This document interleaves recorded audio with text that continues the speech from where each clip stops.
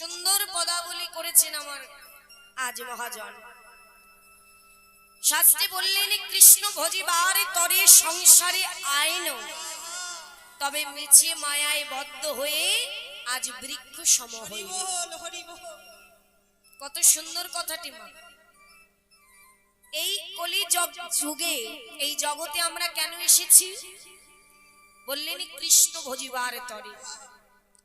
এসেছিলাম কৃষ্ণ ভজব বলে, কিন্তু আজ আমাদের দশাটা কেমন? মিছে মায়ায় বদ্ধ হয়ে বৃক্ষ সম হইল। মিছে মায়ায় আমরা বদ্ধ হয়ে আবদ্ধ হয়ে রয়েছি। আজ শাস্ত্রে বললেন আজ আমরা ভবে এসেছি প্রত্যেকে মায়ের গর্ভে, প্রত্যেককে আসতে হয়েছে, জন্ম নিয়েছি মা এই মাতৃগর্ভে। মাতৃগর্ভে আমরা জঠর যন্ত্রণা ভোগ করেছি। গর্ভ হতে সন্তান আর বাইরে থেকে মা একই সঙ্গে কেঁদেছি। হে করুণাময় কৃপাময় হরি, একবার করুণা করে তুমি আমায় এই ধারায় পাঠায় দাও। আমি তোমায় কথা দিলাম এই ধারায় এসে আমি তোমারই সেবা পূজা করব। কিন্তু বলতে পারবেন মা, এখানে আমরা এতজন আছি, কেউ একজন নিজের বুকে হাত রেখে বলতে পারবো যে আসবার সময় যে কথাটা আমরা ভগবানকে দিয়ে এসেছিলাম সেই কথা আমরা কেউ রাখতে পেরেছি? কেউ রাখতে পারিনি। আমরা কেউ রাখতে পারিনি, শুধু কথাটাই দিয়েছিলাম। কিন্তু যখনই মায়ের গর্ভ থেকে মায়ের কোলে পড়েছি, ওই মায়ের চাঁদ বদনটা দেখেছি, আর ধীরে ধীরে ধীরে ধীরে মায়া পিশাচি আমাদেরকে গ্রাস করেছে। এ জগতের মায়ার জালে জড়িয়ে গেছি একটু একটু করে, আর এখন এমন ভাবে জড়িয়ে গেছি কিছুতেই কাটাতে পারি না। কিন্তু এ জগতে শুধু সংসারের লাগি আমরা আসিনি গো মা। শাস্ত্রে বললেন এই যে দেহটা আমরা পুরনো দেহটা নিয়ে ঘুরে বেড়াই, এই দেহটা অন্য কাজের জন্য এসেছি। সেটা এই কলিযুগে কি কৃষ্ণ ভজিবার তরে সংসারে এসেছি, কিন্তু হলো না। আসা যাওয়াই সার হয়ে গেল জীবনে। জন্ম তো নিলাম, মনের মতো সংসারও করে চলেছি, কিন্তু আসল কর্মটুকুই ভুলে গেছি, বাদ হয়ে গেছে। তাই তো বলছে কলিজীবের ধর্ম কর্ম রহুদু। সব হয় আমাদের, আমরা সব করি, সকাল থেকে রাত্রি পর্যন্ত সংসারের সকল কর্ম করি, কিন্তু কর্মের মাঝে যখন একটু সময় পাই তাড়াতাড়ি করে ভগবানের কাছে গিয়ে একটা থালা পেতে নাই দুটো লকুন্দানা নাই একটা বাতাসা, ভগবানকে সেবা দিয়ে প্রভু তুমি সেবা করো, আমার সময় নাই, কত কাজ পড়ে আছে। তবে বলতে পারো মা, ভগবান কি সত্যি ওই দুটো লকুন্দানা একটি বাতাসার জন্যই ভবে এসেছি? কিন্তু তিনি তো দয়াল, তিনি তো করুণাময়। তিনি দেখেন না যে কোন ভক্ত আমাকে একটা লকুন্দানা দিয়েছে না বাতাসা দিয়েছে না রাজভোগ দিয়েছে। ভগবান শুধু একটি বস্তুই দেখে, যেটা পাওয়ার জন্য ওই ভব ছেড়ে সকল কিছু ছেড়ে ওই বৃন্দাবন ছেড়ে তিনি এই কলিযুগে নবদ্বীপে এসেছিলেন। সেটা কি জানো? ভগবান দেখে না ভালো ভালো প্রসাদ ভালো ভালো মন্দির, ভগবান এসেছে শুধু ভক্তের কাছে এক বিন্দু ভক্তি পাওয়ার আসে। শুধুমাত্র ভক্তি পাবে বলে আজ তিনি ব্রজ ছেড়েছেন, মায়ের কোল ছেড়ে। আজ যিনি কিনা ভগবান গোটা বিশ্ব ব্রহ্মাণ্ডের মালিক, এই গোটা বিশ্ব ব্রহ্মাণ্ডের মালিক যিনি, যার কোনো অভাব নাই, আজ তিনিও সকল কিছু ছেড়ে আজ নদিয়া নবদ্বীপে কাঙালের মতো ঘুরে বেড়াচ্ছে। শাস্ত্রে বললেন রাধা কৃষ্ণ একই আত্মা দুই দেব ধরি, অনন্য বিলাস রস আস্বাদন করি। সেই দুই একেবে আমার শ্রী চৈতন্য গোসাই শ্রী রাধার ভাবাস্বাদিতে দোহে হলো এক ঠাই। রাধা কৃষ্ণ দুই দেহ এক হয়ে নদিয়া নবদ্বীপে গৌরাঙ্গ মহাপ্রভু হয়েছে মা। তাহলে যে কৃষ্ণ গৌর হয়েছে সেই কৃষ্ণ তার গায়ের বরণটা কি মা? কালো। আর তিনি কি পরে থাকতেন? রাখালিয়া বেশ, রাজবেশ মা পরিয়ে রাখতেন, সুন্দর করে সাজিয়ে গুছিয়ে রাখতেন। তার মাথায় ছিল ভরা চাচুর চিকর কেশ। কত আনন্দ করেছে বৃন্দাবনে। তাহলে এই সুখ পরিত্যাগ কেন করলেন তিনি? সেই কৃষ্ণকে একবার তাকিয়ে দেখো নদিয়া নবদ্বীপে যিনি হয়েছে গৌরাঙ্গ মহাপ্রভু, তাহলে তিনিও তো ভগবান। কিন্তু সেই কৃষ্ণ যখন নদিয়ায় এসেছে, সকলের কাছে গিয়ে বলছি আমি ভগবান নই, আমিও ভক্ত, আমিও তোমাদের মতো ভক্ত গো। দেখো না, খোল করতাল বাজি আমি হরিনাম করি, কেন জানো? তোমাদের উদ্ধারের তরে। আজ সেই গৌর হরি যার কিনা রাজবেশ, কিন্তু তিনি রাজবেশ পরেনি মা, তার অঙ্গে আছে ছিন্ন মলিন বস্ত্র। আজ তার মস্তকটি মুন্ডন, আজ তার করে ভিক্ষার ঝুলি। আর সকলের দাঁড়ে দাঁড়ে যায়, ভক্তের হাতে ধরে পায়ে পড়ে বলে হেজি তোরা একবার কৃষ্ণ বল,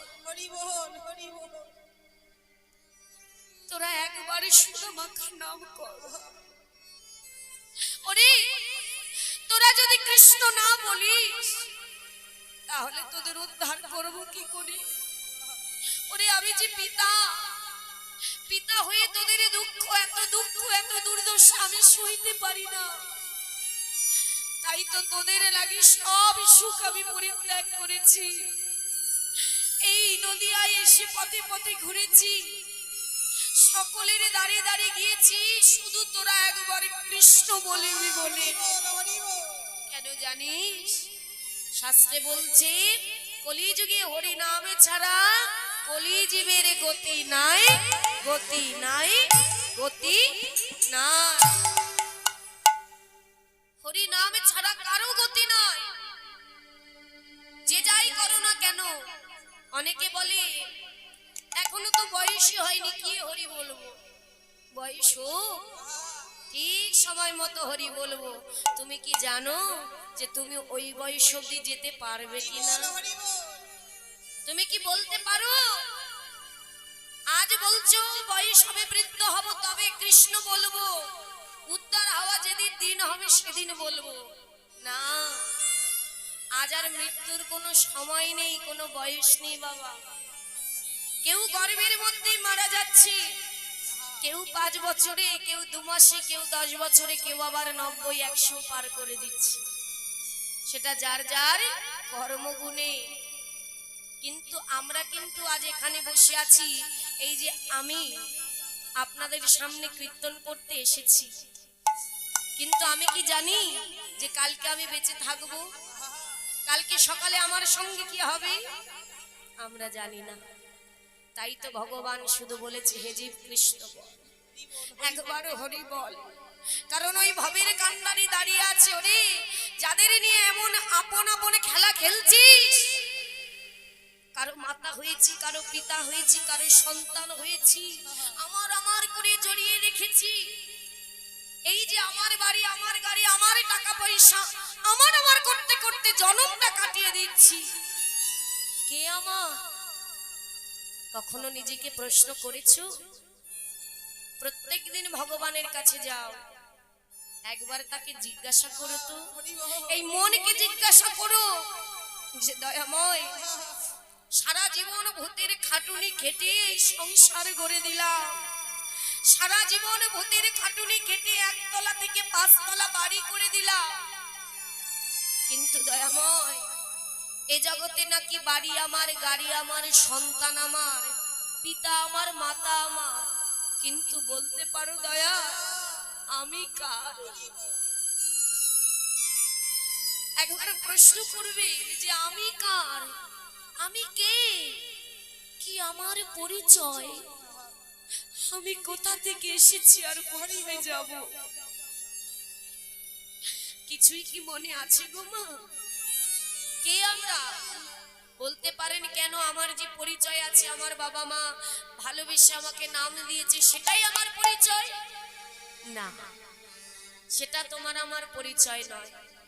জন্মেছিলাম যেদিন, মাতা পিতা ভালোবেসে একটা নাম দিয়েছিল, কিন্তু যেদিন আমি মারা যাব, তার কিছুদিন পরে গিয়ে যদি কেউ জিজ্ঞাসা করে, আশপাশের বাড়ি বলতে পারবে না। যদি কেউ বলে যে যে মারা গিয়েছিল মেয়েটি, তার নাম কি গো? নাম? সে তো কবে মারা গিয়েছে, নাম তো মনে নেই। ওই পরিচয় এ জগতে, এ জগতের পরিচয় এ জগতেই রেখে যাবে গো। আরে তুমি কে? কে তোমরা? দয়াল, আমার পরিচয় কি বলে দাও। আমার পিতা মাতা কে? আমি কোথা থেকে এসেছি এ জগতে? আমার করণীয়টা কি? শোনো, এ জগতে আমরা যত জীব আছি, আমাদের প্রত্যেকের একটি মাত্র পরিচয়। সে যেই হোক না কেন, সে কাঙাল হোক, ভিখারি হোক, আর কোটি টাকার মালিক হোক, আমাদের প্রত্যেকের একটি মাত্র পরিচয়, আমরা সবাই হলাম শ্রীকৃষ্ণ চরণের দাস। তাই গৌর হরি বল, হরি বল। আমরা ওই গোবিন্দ চরণের দাস, এই একটি মাত্র পরিচয় আমাদের। কারণ যেদিন শিশির দিনে যাব, সেদিন এই পরিচয় কিন্তু নিয়ে আমায় যাবে আমার আসল জায়গা। আসল পরিচয় গোবিন্দ চরণের দাস। তাহলে তুমি কোথা থেকে এসেছো আর কোথায় যাবে? প্রভু, আজ তোমার কাছ থেকে এসেছি, সময় মতো তুমি আমায় তোমার কাছেই নিয়ে যেও দয়াময়। আমি তো জানি না, তাই প্রভু তোমার চরণ ধরে বলছি, আমরা পদে পদে ভুল করি, পদে পদে আমরা জানি, কিন্তু দয়াময়, আমরা সংসার করতে করতে তোমার কথা আমাদের মনে থাকে না। কিন্তু একটি কথা বলে দিলাম প্রভু, কোনদিন যদি তোমায় ডাকতে আমি ভুলে যাই, তুমি জানো এই হতভাগীকে ভুলে যেও না। সারা জীবন অনেক ভুল করেছি, কিন্তু শেষের দিনে আজ যে বয়সে যে হরিনাম শুনতে ভালো লাগে না, হরিবাসরে বসে মন চঞ্চল হয়ে যায়, হরিনাম শুনতে ইচ্ছা করে না, সেই কিন্তু দেখো একদিন বৃদ্ধ হবে। আজ আমি যৌবন আছি, কাল তো বৃদ্ধ হবে। এই দেহ একদিন বিছানায় পড়ে যাবে, সেদিনে দেখবে অজান্তে তোমার চোখ থেকে জল গড়িয়ে পড়ছে, তুমি জানোই না। সেদিনে তোমার পাশে কোটি কোটি টাকা এনে দিলেও, আপনজনদের এনে দিলেও তোমার ভালো লাগবে না। একটাই চিন্তা থাকবে, কি করে কৃষ্ণ চরণ পাবো। সেদিন এই একটাই চিন্তা থাকবে মাথায়, কিন্তু সেদিন তুমি চাইলেও এই হরিবাসরে বসতে পারবে না। সেদিনে বলবে, ওরে ওই কানে শুনতে পাই কৃষ্ণ নাম, মনে হয় কারো বাড়িতে কৃষ্ণ কথা হচ্ছে, ওরে আমার হাতটা ধরে একটু ওই হরিবাসরে দিয়ে আয় না, বসে দুটো কৃষ্ণ কথা শুনে আসি। কিন্তু সেদিন অনেক দেরি হয়ে যাবে মা। সেদিন হাঁটুতে ব্যথা, কানে শুনতে পাবো না, কথা বলতে পারবো না। অনেকের তো বাক শক্তিও হারিয়ে যায়, কানে শুনতে পায় না। সেদিন ওই হরি বলতে গিয়ে হবি বল হয়ে যায়, হরি বল আর হয় না। তাই এ জগতের যাদের আপন আপন করছি মাগো, কেউ আমার আপন নয়, কিছুদিনের অভিনয় মাত্র। যখনই তোমার অভিনয়টা শেষ হয়ে যাবে, সবাই থাকবে, তোমার বাড়ি থাকবে, তোমার ঘর থাকবে, আত্মীয় পরিজন থাকবে, সবাই থাকবে। হঠাৎ করে একদিন আমি চলে যাব, আমার অভিনয় শেষ। এই যে আমার মা, তার অভিনয়, তার এই যে জগতের যে অভিনয়, তার শেষ হয়ে গেছে মা, তার সময় হয়ে গেছে। তোমার অভিনয় শেষ, এবারে ফিরে চলো বাড়ি, ফিরে চলো আপন দেশে। নিজে হাতে বইটা নিয়ে ভগবান আপন দেশে তাকে নিয়ে গেছেন। তাই মাগো, একটি কথা মনে রাখবেন, যে আমাদের যে জগতের কেউ আপন নয়, আমরা যে ভগবানের আপন, সেই যে আমার আপন, তার প্রমাণটা কোথায়? বলে এই আমাকে দিয়েই বলছি গো মা। তোমাদের সামনে আমি বাড়ি থেকে এসেছি কীর্তন করতে।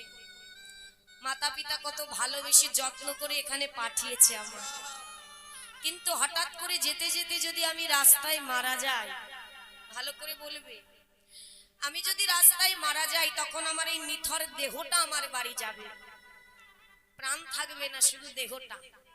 সেদিন এই যে এত ভালোবেসে যে আমাকে এখানে পাঠালো, তখন এই প্রাণ ছাড়া দেহটা যখন আমার বাড়ি যাবে, তত ভালোবেসে আমার মাতা পিতার ওই ঘরের ভেতরে আমায় জায়গা দেবে? বলো না, আর কি ওই ঘরে দেবে আমায় যেতে? সেদিন আর ঢুকতে দেবে? সেদিন জায়গা হবে কোথায়? কেউ মারা গেলে জায়গাটা কোথায় হয়? নিজের বাড়ির উঠোনে। বাড়ির উঠোন অবধি, ঘরের ভিতরে আর হবে না। তাহলে এ জগতে আমি কার? কিন্তু ভগবান দেখে যে আমার সন্তানটা এইভাবে পড়ে থাকবে উঠোনে, তা তো আমি সইতে পারবো না, তারও একটা জায়গা আমি করে দেব। তাই প্রত্যেকের জন্য মৃত্যুর পরে একটি জায়গা করে দিয়েছে ভগবান, যে জায়গায় তোমার এই দেহটা নিরাপদ। সেটা কোথায় জানো? বললেন ওই একতলা, দোতলা, পাঁচতলা নয়, ও তালা পড়ে থাকবে। প্রত্যেকের তালা কোথায় জানো? বলে ধনী বলো, গরিব বলো, কাঙাল বলো, ভিখারি বলো, সবার একটাই জায়গা। বললেন শিশির তলা, ওই তুলসী তলা, তুলসী তলা, শিশির তলা, তুলসী তলা, শিশির তলা, তুলসী তলা, শিশির তলা, তুলসী তলা, পরে রবে সাধের পাঁচ তলা, শিশির তলা, তুলসী তলা, পরে রবে সাধের পাঁচ তলা। বলি শেষের বেলা, নিদানের বেলা, নিদাই গৌর হরি তলা, শেষের বেলা, নিদানের বেলা, তোমাদের শেষের তলা, তুলসী তলা, শেষের তলা, তুলসী তলা। কি তাই তো? কি ভুল বললাম মা? মৃত্যুর পরে সে তুমি যেই হও না কেন, তোমাকে শুতে হবে এই তুলসীর তলা। তাহলে এই জায়গাটা কার? এই জায়গাটি আমার ভগবান করেছে প্রত্যেক সন্তানের জন্য। এ জগতের মাতা পিতা জায়গা দিচ্ছে না, কিন্তু জগৎ পিতা মৃত্যুর পরেও হাতটা ছাড়ে না। তারপরে এই যে আমার অঙ্গে দামি দামি অলংকার, যখন শুয়ে থাকবো মা, কিছুক্ষণ পরে দেখবে আত্মীয় পরিজন এসে সব খুলে নেবে। সেদিন আমার আর কোনো মূল্য নেই, কিন্তু এই অলংকার গুলোর অনেক মূল্য। সেদিন এই দেহের আর মূল্য নাই গো মা। আগে অলংকার গুলো খুলে নেবে। ভগবান বলবে ওরে আমার সন্তান বিনা অলংকারে থাকবে না, তাদের প্রত্যেককে আমি অলংকার দিয়েছি। এই জগতের অলংকার নয় গো, এই যে আমার অলংকার আমি প্রত্যেক সন্তানকে দিয়েছি। কিন্তু কপাল মন্দ গো মা, সময় থাকতে করিনি, করিনি। সেটা কি? আমি যখন মারা যাব, শুয়ে থাকবো, আমার বাবা বলবে ওরে একটু তিলক চন্দন নিয়ে আয়, আমার মেয়েটাকে একটু কৃষ্ণ নামে সাজিয়ে সর্ব অঙ্গে তিলক চন্দনে দিয়ে কৃষ্ণ কৃষ্ণ লিখে দে। এটাই হলো আমাদের আসল অলংকার। অঙ্গে থাকবে না দামি দামি পোশাক, সেদিন অঙ্গে দেবে ভগবানের একটি নামাবলী। আর দামি দামি পালঙ্ক ওই ঘরেই থাকবে। সেদিন হবে একটা বাঁশের দোলা, একটা বাঁশের দোলায় শুয়ে দেবে, নয়নে দেবে দুটো তুলসীর পাতা। আর যাদের এত ভালোবাসি তারাই আমায় কাঁধে করে আমার শেষকৃত্য করতে নিয়ে যাবে, এই দেহটাকে পুড়ে ছাই করতে নিয়ে যাবে, কাঁধে করে নেবে আর বলবে বলো হরি, বলো হরি, বলো হরি। সেদিন হবে সবাই ভাগ্যবান ভাগ্যবতী জি, আমার শিশির দিনে সবাই হরি বলছে, কিন্তু আজ আমার ভাগ্যে আর হরি বলা হলো না। দেখবে মা, যখন মৃত ব্যক্তি যায় যেন মাথাটা দোলে, কিছু বলতে চায়। কি বলে জানো? দয়াময়, জীবনে অনেক সুযোগ দিয়েছিলে তুমি, কিঞ্চিত কাজে লাগাইনি এই দেহকে, কিঞ্চিত এই জীবনকে তোমার সেবায় লাগাইনি। তবে আজ আমার শেষের দিনে সবাই ভাগ্যবান ভাগ্যবতী হয়েছে, সবাই হরি বলছে, কিন্তু আমার এ বদনে আর হরি বলা হলো না। তাই মাগো, সময় থাকতে হরি বলতে হবে, সময় চলে গেলে আর পাওয়া যাবে না। তাই আমরা যদি মনে করি যে ভগবানকে পেতে তো অনেক কষ্ট করতে হয়, অনেক নিয়ম আচার মন্ত্র আদি জানতে হয়, কিন্তু আমি যদি বলি তার ঊর্ধ্বেও কিছু আছে। নিয়ম আচার মন্ত্র আদি তুমি যদি নাও পারো, ঘরের এক কোণে যদি তাকে তুমি রেখে শুধু তোমার এই ভক্তি দ্বারা তাকে তুমি তোমার নিগুড় ভালোবাসা দিয়ে যদি তাকে ডাকতে পারো, যদি তুমি তাকে কিছু না সেবা দিতে পারো, একটা তুলসী পাতা তার চরণে দিয়ে বলতে পারো, দয়াময় এই জগতে আমার বলতে কিচ্ছু নেই, আমি জানি তুমি শুধু আমার আর আমি শুধু তোমার, তাই যা পেরেছি তুমি তাই গ্রহণ করো।